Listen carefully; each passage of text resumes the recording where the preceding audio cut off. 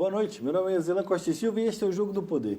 O tema de hoje vai ser um tema diferente, não vai ser sobre política ou de coisas mais sisudas. Nós vamos falar de um tema sério, mas um tema moderno, que é a criação de jogos e a sua importância no desenvolvimento da sociedade e das pessoas hoje em dia. Nós vamos conversar com Vitor Cardoso, que é um desenvolvedor de games aqui no estado da Bahia, e nós vamos falar com um analista do Sebrae, que participa do fomento do desenvolvimento dessa atividade econômica, que é José Soares. Conversamos aqui essa noite com o Vitor Cardoso. Seja bem-vindo aqui ao Jogo do Poder, Vitor. Prazer, meu. É um grande prazer estar aqui conversando com vocês, Alain, e mostrando também para todos que estão assistindo a importância desse mercado, como ele é um mercado novo ainda, mas como está crescendo, impactando tanto o Brasil e internacionalmente também. Vitor, eu às vezes me sinto um velho jurássico que não consigo entender a dimensão e o tamanho desse negócio. Porque nós estamos falando de games, de jogos, como se fosse atividade lúdica, mas ele é uma questão de negócios. Me explique aí o que é essa comunidade de desenvolvimento de games e qual é a sua importância para a nossa sociedade. Simplesmente é o terceiro maior mercado internacional. Ele ganha de vários mercados e a gente está falando justamente a união de mercados como a música, como o cinema juntos. Então ele representa uma boa parcela do que de fato gira no mundo inteiro. Ele é realmente representativo e, como você falou, é um mercado disruptivo, né? Ele está na linha de frente da tecnologia. Tudo que acontece nos jogos está na linha criando tecnologias para todos os outros mercados, para cinema, efeitos visuais, para até música mesmo, até ter tecnologias de áudio 3D e como até o VR também, né? O VR, né? Como a gente chama também. Realidade virtual? Exatamente, realidade virtual. Agora, me diga uma coisa, obviamente que quando a gente pensa na palavra jogos, todo mundo, telespectador, e sobretudo eu que sou jurássico, pensa que isso é coisa de criança, de ficar brincando. Você acabou de me dizer que eu estou completamente equivocado nesse pensamento, que isso é coisa séria. Então nós estamos falando de coisa séria. Qual é o tamanho disso aqui na Bahia hoje? Na Bahia, a gente já tem um crescimento bem expressivo. De 2013, quando a gente começou a articular o mercado de fato, existiam cerca de 8 estúdios presentes aqui. 8 estúdios em 2013. Hoje já são quase 50. Então, de 2013 para cá, realmente foi um crescimento muito grande. Não só pelo próprio mercado e a criação de novos estúdios, novos profissionais, como até a própria academia, né? As instituições reconhecendo isso como um mercado potencial para todas as outras áreas. Você está me dizendo que esse segmento econômico de ganhar dinheiro, de pessoas que ganham dinheiro, teve um crescimento de mais de 600% em apenas 5 anos? Pois é. É porque é uma área que converge muitas outras áreas. Então você converge com texto, com narrativa, com roteiro, com música, com animação. Isso é muito amplo, até mesmo a criação de novas áreas mesmo, como o próprio game designer, que seria meio que um arquiteto que cria a diversão em um produto. Então, E a Bahia está se transformando num polo desse segmento, ou a gente ainda está atrasado em relação a outros lugares do Brasil? não, existe um atraso. Infelizmente existe um atraso. Apesar de a gente ter começado lá em 2004 com diversas pesquisas acadêmicas, a gente é referência na pesquisa acadêmica e criação de jogos educacionais. A gente A gente é referência aqui da Bahia. Referência. A gente começou em 2002, 2004 com Linha Alves, que ela apareceu até no principal censo, na verdade, nacional, como a criadora, né, de várias pesquisas que pavimentaram para todas as outras instituições. E a gente está lá referenciado com até, na verdade, com mais de 18 jogos educacionais criados só na Bahia. Então, é algo muito importante. Você criou uma coisa importante aqui na minha cabeça. Ou seja, para mim, jogos são só aqueles jogos de entretenimento. Você está falando de jogos educacionais. Qual a importância disso no desenvolvimento das pessoas? Total, porque desde a escola até mesmo jogos de treinamento, que é usado para, no caso, preparar equipes, preparar empresas, até jogos para preparar o próprio soldado militar, né? Então uso na milícia também. Então e não só isso também, como até tratamentos de doenças, né? TDAH.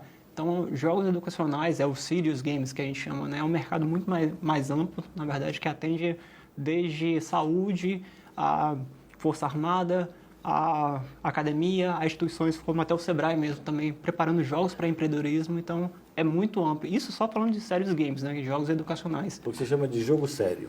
É, um jogo sério, né? O jogo que tem uma abordagem para ensinar de fato. E ele não é muito diferente desse jogo de estar todo mundo atirando e tudo. Que eu acho isso aí talvez até um pouco contraprodutivo, não é não? É, tem abordagens diferentes, né? Objetivos diferentes, né? Jogos de tiro que a gente chama de FPS, jogos que, no caso, induz o jogador tá nessa experiência. Você fala esse nome bonitinho, o povo telespectador vai concordar que eu sou jurássico mesmo. Eu nem sabia que tinha esse nome, mas vamos lá. Não, sem problema. FPS é First Person Shooter. Então é a primeira pessoa de atirar, no caso, literalmente. Então é um jogo que faz de fato você estar na experiência de um soldado, algo do tipo. Mas isso é bom ou é ruim? Não está criando pessoas violentas na sociedade? Não, porque se você for nessa abordagem, qualquer veículo pode se tornar uma arma manipuladora. Desde novelas, filmes, músicas e por aí vai. E não, na verdade não tem nada a ver. É só mais uma forma de você trazer a experiência e até, na verdade, mostrar o quanto aquilo é ruim, na verdade, né? Recentemente tem jogos já sendo criados com essa preocupação. Então, tem títulos mesmo que é pela própria EA, né? Criou o Battlefield, que é um dos principais jogos de franquia de jogos de tiro. Só que eles estão muito preocupados com essa relação de trazer essa abordagem de violência, mas também pegar isso meio que um braço da história também. Então, eles trouxeram justamente a Primeira Guerra Mundial, a Segunda Guerra Mundial, na visão de como que é uma mulher na Primeira Guerra Mundial, como que é a visão de um negro na Primeira Guerra Mundial, como que é a visão de cada um. E até de ambos os lados, de quem estava no Ocidente, como também quem estava lá no Oriente também. Então, ou seja, o processo, mesmo usando esses games de atirar, você está usando um processo de educação histórica. Exatamente. E uma forma de você educar, né, subjetivamente, né? Não é uma forma chata e nem de perto. Você realmente está vivenciando. E, mais do que isso, você não está lendo, né? Você está lá realmente simulando uma realidade, mostrando desde fatos históricos, equipamentos e até sofrimento, né? Então, é algo que tem um poder... É como a gente fala, né? Se o cinema você é capaz de você escutar uma história, no jogo é muito mais que isso, porque você cria suas próprias histórias e você vivencia, né? É como se fosse uma imersão, é um cinema de imersão, é isso que você está me dizendo, de interação e tal. E o desenvolvimento da tecnologia, qual é o impacto derivado disso? Ou seja, você cria um game, e o que é que você gera de desenvolvimento ao derredor do game? É muito impacto que isso acaba levando para as outras áreas, né? Nos jogos mesmo eletrônicos de 3D, a gente trabalha muito com renderização em tempo real. Em cinema e qualquer outra... Eu não sei o que é renderização. Renderização é você basicamente pegar tudo que aquilo existe em 3D e converter para a tela.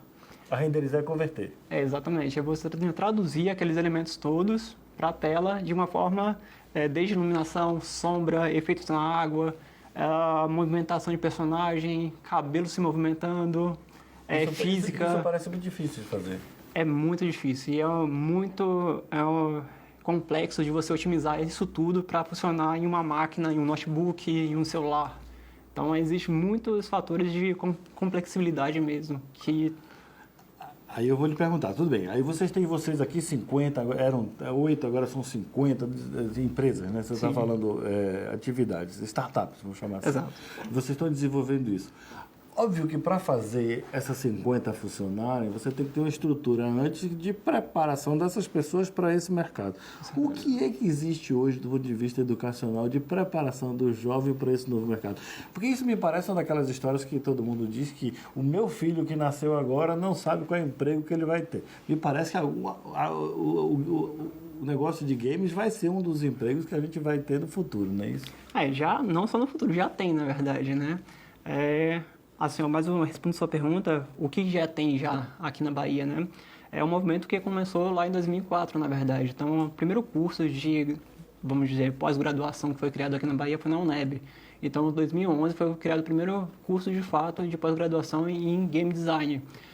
De lá para cá, a gente conseguiu várias parcerias. Então, a gente conseguiu em 2016 criar o primeiro curso técnico lá no Senac. E com isso também, lá em 2012, também começou a surgir cursos privados, né? Então, veio empresas privadas aqui para montar também cursos de preparação de jogos e computação gráfica também, né? E o que eu acho bacana também dessa área é porque ela aborda várias outras. Então, no caso, se você preparar um jovem para ser vamos dizer, né, especificamente para criar efeitos visuais, ele vai atuar desde jogos até cinema, novela, programas em TV, exatamente, televisão. Então ele é capaz de atuar em várias áreas, né? Então é um profissional bem usado e requisitado pelo mercado. Agora, esse pessoal, esse negócio eclético, você falou de um profissional eclético. Agora, ele tem que ser formado em TI ou ele pode ser formado em qualquer outra coisa? E tem várias ramificações, né? Porque a gente conversa bastante, é que existe o profissional que é o unicórnio, né? Que o unicórnio seria justamente o que entende de arte, mas também entende de tecnologia. A humanas e as exatas juntas, né? É difícil de ter uma pessoa de fato eclética incorporando várias áreas, assim. Então, acaba que a gente tem que preparar cada um mesmo para ser mais específico, entende? E hoje a UNEB está fazendo esse tipo de trabalho? Está sim. Ela começou, agora ela implementou, na verdade, o primeiro curso de bacharelado interdisciplinar em games. Então, começou a abrir a primeira turma em 2016. Elas conseguiram montar, de fato, agora não é mais nem pós-graduação, agora é, de fato, uma graduação. E o fato interessante é que a nota de corte deles estava abaixo de medicina, então eles estavam muito concorridos. Agora, me diga uma coisa, do Brasil, isso surgiu aonde primeiro? São Paulo, né? Não existe um movimento concentrado. Existiu, na verdade, vários desenvolvedores indies, né, independentes, né, estudiosos, espalhados. Então, teve no Rio, teve em Recife. Começou lá, na verdade, na década de 80. Ainda era algo muito experimental. Eu estou falando nas escolas, assim. Nas escolas mesmo? Foi em São Paulo, justamente na Universidade de Morumbi, que foi o primeiro curso. Uma universidade particular. Exatamente. Então, a primeira estadual, a primeira pública foi a Bahia, não? Isso eu já não tenho essa informação. Eu acredito que foi o primeiro curso de pós-graduação. A de bacharelado eu já tenho uma dúvida, já não tenho essa informação. Mas, de qualquer forma, tem que fazer parabéns à UNEB pela sua inovação. Vamos continuar o nosso bate-papo aqui depois do jogo, desses comerciais aqui no Jogo do Poder, rapidinho. Um minutinho apenas. Até já, falando de games.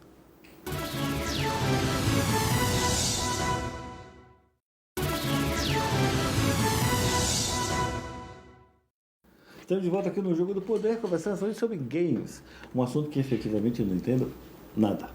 Inclusive, temos uma pergunta aqui do nosso cinegrafista Ramon, perguntando que tipos de jogos são desenvolvidos aqui. Ele falou até o nome, RPG, um monte de sigla que eu não entendi absolutamente nada. Vitor, me responder.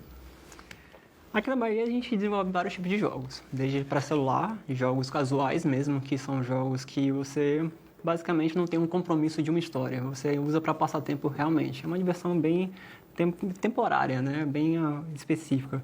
Mas também tem jogos maiores, né? E é um dos que justamente eu estou fazendo atualmente, que é o Projeto Árida.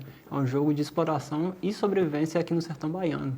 Então é um jogo que conta a história de uma menina, que é a Cícera, que é através dela que a gente vai conhecer toda a história do sertão na década em 1860, na verdade, né? Então no século passado. Todas as dificuldades, falando da seca e dos movimentos migratórios para o sul do país, tudo isso vocês estão abordando nesse jogo? Exatamente. Como que é de fato viver naquela época e como usar tudo que aquela cultura trazia naquela época. Eu já estou até me sentindo melhor, porque você já está trazendo um assunto interessante para uma área que eu entendo um pouquinho, que é uma questão do jogo do poder e da política. É possível fazer a ligação do jogo e da política? Sim, eu acho necessário, na verdade, você trabalhar com não só a política, mas com justamente a história, né, com o contexto, com a cultura, né? Então, você fazer um jogo só por fazer, eu acho que é... Perda de tempo? É uma perda de potencial muito grande. Porque eu gostei do perda de potencial. É uma perda de tempo e de potencial, mas tudo bem, vai. Porque você tem, como eu já expliquei, é uma ferramenta imensa de imersão. Se você consegue trazer esse contexto de política, de cultura, de história, sem o próprio jogador perceber e aprender naquela experiência, é sensacional. O jogo pode ser utilizado para transformar o ser humano em uma pessoa melhor? Ou um ser humano melhor? Com certeza. Você prepara ele para ter resiliência, enfrentar desafios, aprender novas línguas, prepara ele para resolver enigmas, mistérios, enfim, prepara ele para... Raciocínio lógico, raciocínio matemático, história, política. Exatamente. Ou seja, você pode fazer todo um desenvolvimento da pessoa através do game. Com certeza. Pode e deve fazer isso. É, E como é que nós estamos nesse tipo de linha de desenvolvimento? Você tem nesses 50 grupos aí que estão desenvolvendo games aqui no estado da Bahia, a gente vê claramente, além do seu game da moça lá da Seca e do Sertão, sim. tem outros na mesma linha? Tem sim, tenho vários outros, na verdade. A Bahia, na Vários verdade... outros você já me deixou mais satisfeito. Existem vários projetos aqui na Bahia e, na verdade, a Bahia é um fator bem legal e interessante de se pontuar, é que a Bahia é um dos, vamos dizer, estados que mais investem em jogos, vamos dizer, culturais. Então, vários... Isso é um investimento estatal ou é um investimento da população? Não, estatal, na verdade, de órgãos como a própria FAPESB, a Secult. Então, ela, por meios mesmo de editais, ela consegue investir, né, nesses setores e ajudar, na verdade, esse crescimento. Então, boa parte do que a gente tem, como até a representatividade nacional, foi por causa dessas instituições. Existem outras também, né, CNPq, INPI também, e as próprias faculdades também, né, o UNEB, o UFBA, que ajudaram muito nessa criação. E o SEBRAE, claro, também. Obviamente, acho que a gente precisa, então, dizer um parabéns. Pelo menos a gente tem alguma coisa para dizer de bom. Parabéns, Estado da Bahia. Está desenvolvendo coisas interessantes, mas... Com certeza. Mas aí tem uma coisa também importante, é porque existem muitos jogos culturais, isso é muito importante, como existem jogos que falam sobre o movimento africano, sobre a cultura africana também, sobre... muitos jogos, que eu não vou lembrar agora, que aborda vários temas mesmo, culturais, como até o 2 de julho também, que foi um jogo que teve muita recepção também em 2014 aqui, no mobile. Porém, ainda assim existe... Porém é o complexo. É o complexo, porém, porque são jogos que têm uma abordagem cultural muito forte, isso é realmente interessante e bacana, mas tem que desenvolver também o lado comercial. E é uma preocupação que desde a gente começou em 2013 a mudar essa preocupação. Isso é fazer produtos que sejam vendidos de fato, né, e alcancem outros mercados internacionais. Você acha que é possível fazer essa transformação de culturas locais para o mercado internacional, o mercado nacional? Sim, e é o que a gente está fazendo. A gente percebeu esse movimento lá em 2013, 2014, que a gente necessitava desse amadurecimento. Então a gente começou a criar missões, na verdade, para chegar nesses outros lugares que já têm esse conhecimento, né, que já tem essa, vamos dizer, um pouco mais além, né, um pouco mais de experiência, e aprender com eles e trazer para a gente, adaptar, claro. E existem esses locais com maior conhecimento? Onde é que eles são? Existe sim. Aqui, na verdade, no Brasil, existem algumas associações, e a principais delas de games, né, a Associação de Desenvolvimento de Jogos é a Abra Games. E foi criado lá em 2010, mais ou menos, eu não vou lembrar aqui a data, mas criou o principal evento de desenvolvimento de jogos da América Latina, que é chamado Big Festival, que é um dos eventos maiores que existe hoje em dia, na verdade até no mundo, que reúne o desenvolvimento de jogos de todo o mundo mesmo. Traz polonês, traz gente da Europa, dos Estados Unidos, para mostrar como que foi o processo deles, desde o lançamento, desde a criação, novas técnicas, novas tecnologias, e acontece lá em São Paulo, todo ano em junho. E aí a gente começou a movimentar isso lá em 2014 para justamente pegar os estúdios que existiam, ir para lá e aprender com essas pessoas, pegar esses temas e até participar de matchmaker, né, que é na verdade a rodagem de negócios, conseguir investimentos, trazendo para cá. Então, desde isso tem sido fácil, não vou chamar fácil porque não existe nada fácil no mundo, games não vai ser diferente. Mas exato, existe esse movimento e a possibilidade de obtenção desses recursos? Sim, e já está conseguindo, na verdade, né? Não só do recurso privado, com empresas que a gente chama de publicadoras, né, publishers, né, que são uns investidores na área de jogos, vindo para cá com interesse em principalmente investidores chineses, na verdade. Então tem crescido muito isso e olhando para a gente. Os chineses estão olhando tudo aqui na Bahia. Estão olhando tudo. Daqui a pouco a gente vai vender tudo. Exatamente. E aí estão tendo muito olhos para isso e a gente está aproveitando, claro. E não só isso, mas também até alguns olhos específicos no governo também. Então, o próprio movimento da Ancine no ano passado, da Ancine. Do cinema. Isso, exatamente. Na verdade, no ano passado não, em 2016, que foi o movimento de se juntar, né, de abraçar também jogos como audiovisual e criar o primeiro edital setorial, né, de jogos brasileiros de fato, que movimentou cerca de 20 milhões e possibilitou vários projetos. E eu tenho o maior orgulho de também ter sido um desses projetos aqui, que foi em 2017 que a gente recebeu e participou desse primeiro edital. E a gente conseguiu trazer aqui para casa e representar a Bahia. Isso é legal. Agora, Você também foi, durante a campanha aí do ano passado, você também foi alçado aí, porque teve uma candidata à vice-presidência aí que falou do seu game. Me conte essa história e o que significou isso para você? Pois é até engraçado porque a gente, claro, quando está de desenvolvimento, a gente já esperava que houvesse algum impacto, justamente pelo todo esse alcance que a gente teve, com os parceiros que a gente conseguiu, mas da Manu, né, que é a vice, né, de Haddad, que estava concorrendo na época da eleição, tuitar o nosso apoio, né, por ela achar, né, e considerar realmente importante, né, um jogo nordestino, ter uma protagonista negra, contar o contexto histórico, né, a importância daquilo. E aí retweetou. Como foi que ela descobriu esse seu programa, seu game? Então, foi uma matéria que, na verdade, a gente não esperava que saísse. A gente não tinha ideia que teria essa proporção. Foi mais de 250 mil compartilhamentos. Então, teve uma proporção realmente que a gente não imaginava. E aí chegou até ela. E com isso também assustou um pouco a gente, porque a gente pôde perceber o quanto era complicado esse momento do Brasil. Porque só com um retweet que não tinha nenhum viés político, o jogo não fala nada sobre direita, esquerda ou qualquer coisa. O direito e esquerda é uma conversa hoje estúpida. O direito e esquerda é sinal de trânsito. Concordo plenamente. Mas, infelizmente, os próprios jogadores e até, enfim, os que estavam pela internet viu não associam dessa forma e começaram a boicotar seu jogo? Boicotar e, vamos dizer, né, haters, né, na verdade, né, começaram a falar mal sem mesmo conhecer. Tinha comentários muito engraçados que é não vi, não joguei e não gostei.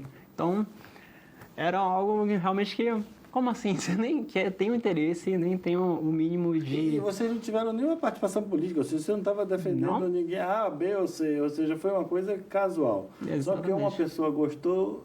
Quem não gosta dessa pessoa deixou de gostar. Vamos deixar de ser besta, né? Pois Afinal, a gente precisa gostar das pessoas e das coisas conforme o nosso próprio pensamento. Não por causa de terceiros. E até comentários mais ainda, racistas ainda, problemáticos, que eram tipo... jogo do Nordeste deve falar sobre a fila no SUS. Então, era algo realmente que machucava muito no Nordeste como inteiro. Muitas pessoas, muitos nordestinos. Isso é a conexão do game da política. Nós precisamos desenvolver a nossa capacidade de comunicar uns com os outros. Talvez o game ajude a fazer isso. Chega de esse ódio. Nós somos uma única nação e um único povo. Nós precisamos nos unir. Mesmo que a gente não concorde. Nós não precisamos concordar. Nós precisamos discutir e participar do desenvolvimento de nosso país, e é o que eles estão fazendo, independente da sua opção política. Cada um tem a sua. Exatamente. E é o que a gente acredita também, e é uma das coisas também, apesar de deixar a gente triste naquele momento, é uma das coisas também que a gente vê potencial de mostrar um pouco mais, né? De mostrar a nossa visão, de ampliar a visão mesmo de cada um, né? De entender tanto como a área de jogos é importante para o Brasil, né, como importante para o mercado brasileiro, até culturalmente também, quebrar esses paradigmas, né, quebrar essas visões ainda limitadas. Né. Agora me diga uma coisa assim, eu sou um jovem, isso é por imaginação, eu sou um jovem, aí eu gosto desse negócio de game, gosto desse negócio de ficar jogando no meu celular. E aí, meio que não quero ser engenheiro, não quero ser médico, não quero ser advogado, que não é uma coisa boa ser advogado.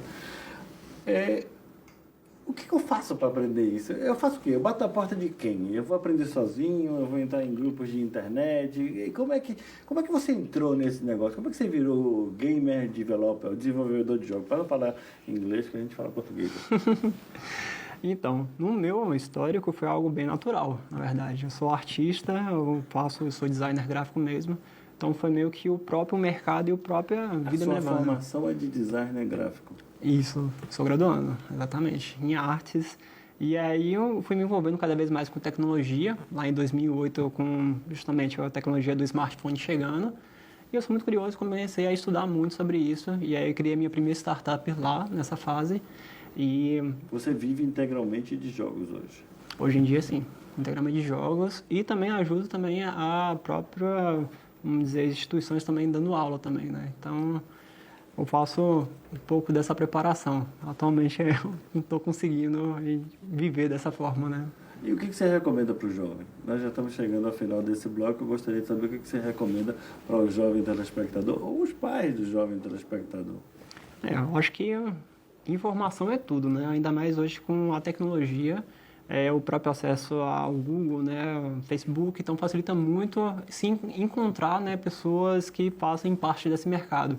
Não só pessoas como estúdio, então eu aconselho muito primeiro a se aproximar do mercado, né, entender o contexto, quais são os agentes desse mercado, quais são os estúdios presentes aqui, e também as próprias instituições, né, tem o Sebrae, mas também até as próprias associações internas aqui também, né, os coletivos de desenvolvedores de jogos também, que também atuam na Bahia.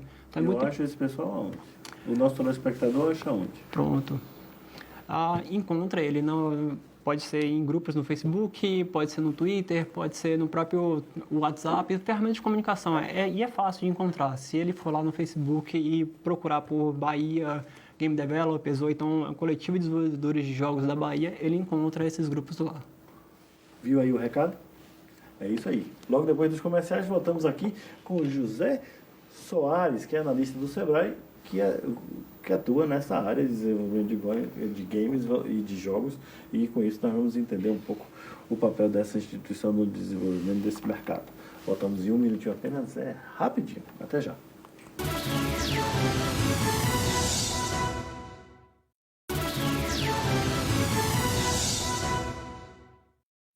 Estamos de volta aqui no Jogo do Poder, falando essa noite sobre games. Nós conversamos com o Vitor Cardoso, que é o nome em inglês, bonitinho, Game Developer.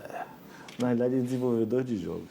E agora nós vamos falar com o José Soares, um nome bem brasileiro, que é analista do Sebrae. Seja bem-vindo, José Soares. Posso lhe chamar de Zé? Pode sim. Zé, seja bem-vindo aqui ao Jogo do Poder. É um grande prazer tê-lo aqui para falar sobre games, jogos. Boa noite, Zilã. Obviamente, quando se fala de Sebrae, se fala em desenvolvimento, empreendedorismo, uma agência fomentadora, uma instituição fomentadora do empreendedorismo e tal. Isso tem uma conotação, vamos botar bem entre aspas, de uma coisa sisuda, séria. Como é que games entra na história dessa? Eu acho, não estou menosprezando do game, não, que eu acho game uma coisa interessante e muito séria. Mas por que o Sebrae, que é uma coisa mais tradicional, conservadora, que normalmente o empreendedorismo está se ligando a essa modernidade, essa coisa pujante e nova? Eu responderia já de cara, Zilan, falando sobre a questão do empreendedorismo hoje precisa estar ligado à questão da transformação digital, ao perfil do novo consumidor que tem chegado com o advento das tecnologias, dos aplicativos, da mobilidade, das facilidades. Então, assim, o Sebrae, por trabalhar empreendedorismo, a gente vai onde tem possibilidades de extrair negócios que gerem desenvolvimento para o país, né? No caso da gente do Sebrae Bahia, desenvolvimento local. Mas, assim, a lógica de trabalhar com games, ela tem se espalhado por todo o país, assim como o advento das startups, né? Que hoje a gente fala muito sobre isso, essas grandes empresas, as pequenas que surgem, pequenas, né, na verdade, que hoje estão ocupando os espaços, estão nas primeiras posições, né, no ranking das maiores empresas do mundo. Então, onde existe a possibilidade de empreender, o Sebrae está junto. Obviamente que o segmento de games e startups é um segmento novo para a gente. Aqui na Bahia, especificamente, a gente está trabalhando com esse público há cerca de 4 anos e a gente trabalha as temáticas de gestão tradicionais. É de uma forma diferente, mas a gente trabalha planejamento, a gente trabalha marketing, a gente trabalha finanças. Então, é trazer esse universo do lúdico, do game, para a lógica de negócio. E isso está funcionando? Funciona. A gente fortemente tem trabalhado com startups, empresas do segmento de TI, economia digital, que escala rápido. Tem uma falsa ilusão de que sempre se associa startups a jovens empreendedores. Isso é uma meia-verdade, porque a gente tem muitos jovens que estão conectados, né? Até pela característica, já nasceram com a mobilidade forte, mas a gente também tem as grandes empresas de startups, né? Que foram startups um dia, elas têm como líderes pessoas com um pouco mais de idade, não tão jovens assim, pessoas da minha idade, como eu poderia citar um exemplo, né, acima de 35 a 45 anos, é quem tem feito uma transição e tem alcançado resultados. Então, ou seja, você colocou idade limite 45 anos. Você me jogou fora da janela. Assim, foi? não, absolutamente. Eu quis dizer que os empreendimentos de tecnologia que têm feito sucesso, têm crescido, têm gerado riqueza, emprego, em geral, ele tem sido liderado por pessoas de 35 a 45 anos. Por quê? Porque tiveram uma experiência empreendedora por trás, fracassaram, porque é comum que isso aconteça. Infelizmente, no Brasil, a gente não cultua o fracasso, mas nessa lógica de tecnologia, a experimentação, o erro, ele é visto como um aprendizado. Então, em geral, quando a gente faz nos extratos das pesquisas, a gente percebe que esse empreendedor com um pouco mais de idade, né, eles são os empreendedores que têm tido um êxito. Então, assim, ao olhar para o segmento de games, também está olhando para um segmento que é fronteira. Você está me dizendo que o fracasso é pop? Ainda não é, mas eu, particularmente, vou ficar feliz quando o fracasso for pop no Brasil, porque a gente As pessoas acham que isso dá certo logo no primeiro dia, né? Exato. Eu, pelo menos, já estou aí em 4 anos e por históricos anteriores também, eu não vi ninguém que deu certo, que não errou 2 ou 3 vezes, quebrou literalmente 2 ou 3 empresas, ficou uma situação muito difícil. E você acha que as pessoas, os jovens de hoje, que está lidando com esse game, tem essa resiliência e essa capacidade de lidar com a frustração que o fracasso traz? Porque o fracasso traz essa palavra negativa, mas na realidade todos nós sabemos que a gente aprende muito mais com sofrimento e quando a gente erra. O aprendizado pós-graduado, vamos chamar assim.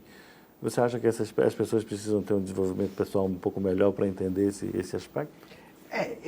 Eu não é nem uma frase minha, mas empreender não é para todo mundo. A gente sabe disso. Dentro do Sebrae, a gente trabalha o comportamento do empreendedor. A gente tem soluções no Sebrae onde a gente ensina, né, vamos dizer assim, as características e o comportamento que o empreendedor precisa ter. Por exemplo, um dos comportamentos que a gente trabalha é a resiliência. Então, quem decide empreender um dia precisa entender que o dia difícil vai vir e a possibilidade de ter um fracasso se não se planejar também vai vir. Então, é nosso papel, enquanto Sebrae, instituição que fomenta o empreendedorismo, trabalhar nos potenciais empreendedores, nos empresários, essa questão da resiliência e de aprendizado, né? A gente está falando de errar, de se dar mal muitas vezes, mas de, sobretudo, não repetir o erro. E dizer para o telespectador que, na realidade, é o seguinte: quem vence na vida é aquele que consegue aguentar porrada e continuar de pé. Então, não se preocupe se você está apanhando hoje, se hoje está difícil. Amanhã, continue de pé, porque amanhã vai ser um dia melhor. Para mim, para você, para todos nós. Agora me diga uma coisa: o que é que o Sebrae faz formalmente para apoiar esse desenvolvimento desse segmento de jogos? Bom, ótima pergunta. A gente, pela característica do Sebrae, a gente trabalha fortemente a capacitação para temáticas relativas à gestão. Por exemplo, a gente não trabalha questões técnicas de desenvolvimento, em geral porque a turma já é muito bem preparada, mas o que a gente percebe é uma deficiência no olhar para a gestão, no olhar para o planejamento. No segmento de games específico, a gente percebe que existe uma dificuldade grande do empreendedor, dos empreendedores líderes, né, que estão naquele projeto, entender uma lógica de mercado e como capturar valor do mercado. Como faturar, como gerar receita. Mas essa é a pergunta de $1 milhão.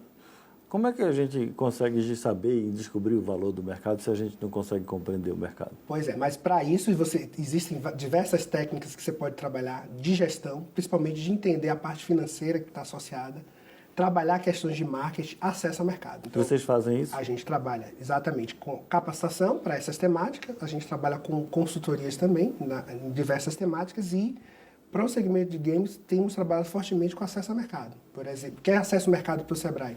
A gente pega os empreendedores de um determinado segmento, no caso de games a gente já fez isso, o Vitor citou anteriormente uma missão que eles participaram para o Big, um festival em São Paulo, então a gente também dá acesso a esse empreendedor local a uma realidade diferente, muitas vezes mais avançada, a um contato, a uma conexão, uma colaboração. Então isso é um papel do Sebrae, a gente subsidia, né, o empreendedor para que ele participe, para que ele possa naquele evento, encontrar pessoas e gerar negócios. Então, dos 3 pilares básicos de trabalho do Sebrae, que não é exclusividade, Zilan, do segmento de games. Para todo o segmento a gente trabalha da mesma forma, que é capacitação, consultoria e acesso ao mercado. O que diferencia é a forma, é a abordagem. Eu não posso abordar temáticas relativas à gestão financeira, marketing, seja lá qual for, inovação, com essa turma do jeito que eu abordo com o segmento mais tradicional. A necessidade é outra, a velocidade é outra, o entendimento é outro. Você acha que o que você está aprendendo hoje com esse segmento de como abordar essas questões que são questões do passado, do presente, certamente serão questões do futuro, é uma mudança de linguagem? E isso vai servir para gerações futuras de outros empreendedores que estão chegando por aí? Eu não tenho a menor dúvida disso. Até porque quando a gente está considerando hoje um novo perfil de consumidor, daqui a 10 anos é esse perfil que vai dominar o mercado. Então, instituições, inclusive como o Sebrae, a gente tem passado também por um processo de transformação, né, digital, porque essa temática ela é nova também para a gente, então a gente corre dentro dos nossos processos para conseguir atender a esse público, porque a abordagem, eu acredito que ela é fundamental. Eu não posso... Por que é que eu acredito na lógica de games? Porque o game, ele engaja as pessoas. Mas engaja por bem e engaja por mal também. As pessoas ficam desatentas, elas não participam da vida real, porque o game é uma vida virtual. Mas a gente não vive no mundo virtual, a gente vive no mundo de hoje, a gente tem que ter interação com as pessoas, a gente tem que namorar, constituir família, desenvolver projetos, comer, dormir, viver. A gente vive no mundo real. Como é que a gente faz essa conexão do mundo etéreo virtual com o mundo real que a gente precisa estar bem sentado nos nossos pés no chão? A gente é uma geração de transição, né? A gente está num momento que está aprendendo como lidar com tudo isso, né? Então, é meio inevitável essa confusão que a gente vive hoje entre o digital e o, digamos, offline, né? O mais presencial. O que é importante, aí, na minha visão, é a gente perceber que os métodos passados, muitos deles não funcionam mais. É uma constatação. Então, a gente precisa, por exemplo, os games fazem muito sucesso no processo de educação. Porque aquele modelo de sala de aula, mais tradicional, todo mundo sentado em fileiras, o professor é o agente, ele é um modelo que ele está em franca decadência, por assim dizer. Veja bem, esse modelo tradicional de sala de aula, inclusive falar de tradicional hoje em dia, no momento histórico do Brasil, é uma coisa meio complexa.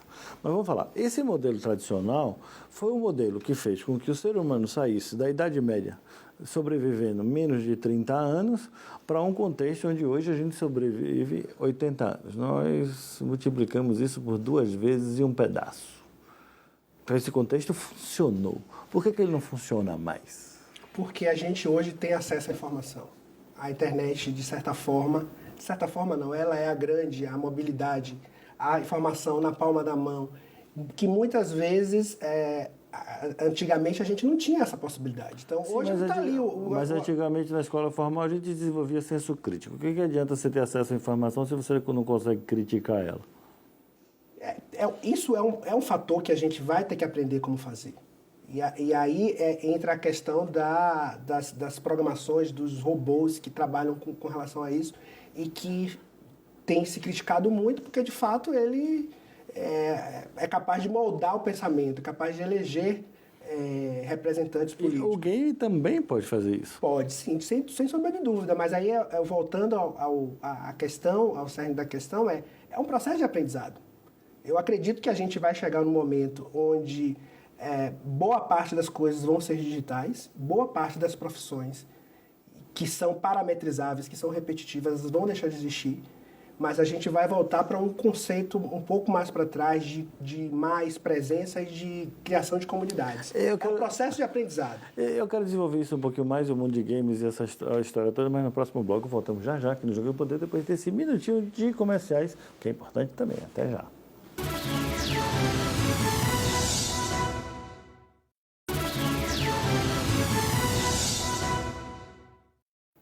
Estamos de volta aqui no Jogo do Poder, conversando essa noite sobre games, sobre jogos, desenvolvimento de aplicativos de internet, de tecnologia, enfim. Nós conversamos com o Victor Cardoso, que é um desenvolvedor de jogos, e agora estamos conversando com o José Soares, que é analista do Sebrae e que apoia o desenvolvimento desse negócio. Nós falamos um pouco de questões filosóficas no bloco passado, Zé, mas tem uma coisa assim que eu sou pai de filhos, eu tenho filhos, e eu não sei o que é que eles vão ser quando crescer. Aí eu imagino que diversos pais estejam como eu preocupados, porque pô, é tranquilo se você pensar, não, ele vai ser médico, vai ser advogado, ou seja, coisas mais tradicionais a gente está acostumado. Mas aí o nosso filho que está viciado, e não é o meu, é o do telespectador também, todos estão viciados em celulares, em jogos eletrônicos e tudo mais. Aí esse menino chega assim, eu vou ser desenvolvedor de jogos. Não dá um desespero no pai desse menino? Isso não é um problema que a gente vai ter? Isso é um problema dos meninos ou é um problema dos pais? E como é que vai ser o futuro da nossa sociedade? Pô, eu diria que os pais não deveriam ter motivos para se desesperarem. Por exemplo, hoje mesmo, eu sinto um pouco de não ter tido a oportunidade de estudar tecnologia e programação. O futuro vai ser determinado por quem tem esse conhecimento, mesmo em profissões que não são ditas técnicas, né? Eu sou um economista. Mesmo um economista tem que entender de tecnologia, minimamente de desenvolvimento e programação. A economia vai deixar de existir a função, né, de economista. Ao menos de tecnologia os economistas podem entender, porque economista acha que economia é uma ciência, quando na realidade de ciência não tem nada. Me desculpe os economistas, mas vamos lá. Então, não vejo como um fator de preocupação. Eu acho que é mais preocupante, isso pode até parecer polêmico, é mais preocupante o seu filho estar sendo formado em direito do que ele está sendo formado em tecnologia. Simplesmente porque boa parte das funções, a gente já tem tecnologia desenvolvida pela IBM, Watson e tal, que substitui boa parte do trabalho do advogado. No Brasil, a gente tem um problema que é um problema muito mais forte quando a gente entra em questões de educação, é que a gente forma muito mais advogados do que engenheiros e técnicos. Não, isso é péssimo. Isso é péssimo para o desenvolvimento do país. Isso, na realidade, é porque nós temos uma cultura de funcionalismo público e a carreira do direito facilita essa sinecura, que é ser funcionário público. Eu não sou contra os funcionários públicos, isso aqui não é uma crítica ao funcionalismo público, mas é que a gente precisa... Alguém tem que pagar a conta do tamanho do nosso Estado. Só quem paga a conta é quem tem atividade produtiva gerando riqueza, o que não é a função principal do funcionalismo público. Para gerar riqueza, você tem que ter empreendedor, você tem que estar empregado numa empresa privada. Então, é esse o desenvolvimento que nós precisamos ter. Mas, continuando. O grande desafio que eu vejo é como a gente aproveitar todo esse momento de transformação, do interesse desses jovens, né, que estão para ingressarem no mercado de trabalho ou para entrar numa faculdade, como a gente canalizar todo esse trabalho, esse interesse pela tecnologia, pelos games, em negócios. E isso é possível, porque a gente está falando de uma indústria que é intensiva em capital intelectual, que é o que muitas vezes falta criatividade. Falta no Brasil. Mas criatividade não se aprende, devia se aprender, não é isso? Se estimula desde sempre. Desde os primeiros dias fora da barriga da mãe até o início na escola e por toda a vida. Trabalhar criatividade e inovação. Mas a nossa escola tradicional, aquela que a gente estava falando, que funcionou até um determinado ponto, ela é um pouco castradora do sentido de desenvolvimento da criatividade. Como é que a gente concilia todas essas questões hoje? E com relação à educação, a gente tem a dificuldade por causa da regulação. Mas você já tem muitas escolas, por exemplo, que você já propiciam, colocam o aluno na frente, o agente do desenvolvimento pessoal dele. Então, obviamente que essas escolas não são a maioria. Mas a gente, enquanto país, eu acredito aí, numa visão de quem está trabalhando com isso e vê a dificuldade do jovem, né, do dia a dia, a gente, enquanto país, a gente vai precisar entender como a gente se renovar nesse sentido. E aí eu acho que é um papel importante dos pais, né, que tem lá o seu filho nessa fase de formação, buscar apresentar para ele esse universo. Porque o universo da tecnologia, ele não é mais um futuro, não. Ele já é uma presença forte e daqui a 5, 10 anos, a diferença que a gente vai sentir é absurda, é próprio da era exponencial, né, o crescimento. Tecnologia é uma coisa importante, mas a tecnologia cria abismos. Ela cria aquele que tem acesso e aquele que não tem acesso. Nós vivemos numa população pobre, o estado da Bahia e o Nordeste não é diferente disso, e essa população pobre estuda em escola pública com uma série de carências. Nesse processo de desenvolvimento tecnológico, onde games está incluindo, você acha que a estrutura que nós temos hoje está criando mais igualdade ou menos igualdade? Essa é uma ótima questão, uma pergunta de $1 milhão. Eu acho que a gente tem dado, o grande desafio é que a gente está dando mais acesso, mas esse acesso não significa necessariamente qualidade. E, consequentemente, não vai se reverter na mesma proporção em uma igualdade. Mas é fato que a gente está muito mais conectado, mas por estar muito mais conectado, existe aí uma questão de que é preciso ter um discernimento, né, do que você vai separar da informação que é importante daquela que não é importante. Então, eu acredito que a gente tem mais acesso, mas não necessariamente isso representa uma qualidade e não diria que representa uma redução das desigualdades. Vai reduzir muitas desigualdades, mas ainda não é na mesma proporção. Na sua visão pessoal, eu não estou perguntando a visão do seu órgão, não. Isso eu não quero saber. Ela existe, eu imagino, mas a sua visão pessoal em relação a esse mercado de games. O que é que você acha que vai acontecer nos próximos 5 anos para que nosso telespectador possa, se possível, fazer uma avaliação de inserção dele nos próximos 5 anos?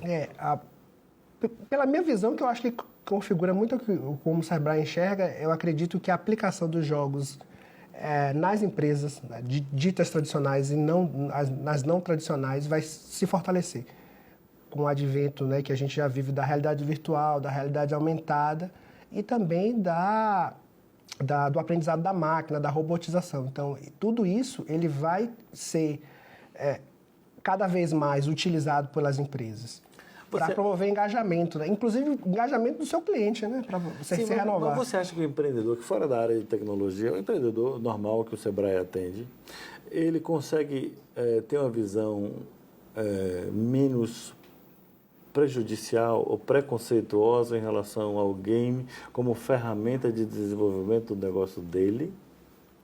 Tem uma visão ainda que eu consideraria um pouco deturpada, mas eu acredito isso ao fato de que a gente não consegue informar direito. Então, isso é um papel, inclusive, do Sebrae de mostrar para esse nosso cliente tradicional, e a gente tem feito esse trabalho, principalmente via o projeto, né, que eu estou à frente, que é mostrar para o nosso empreendedor mais tradicional que a transformação digital chegou e que ele precisa estar atento a isso, porque não é uma questão de escolha, é sobrevivência.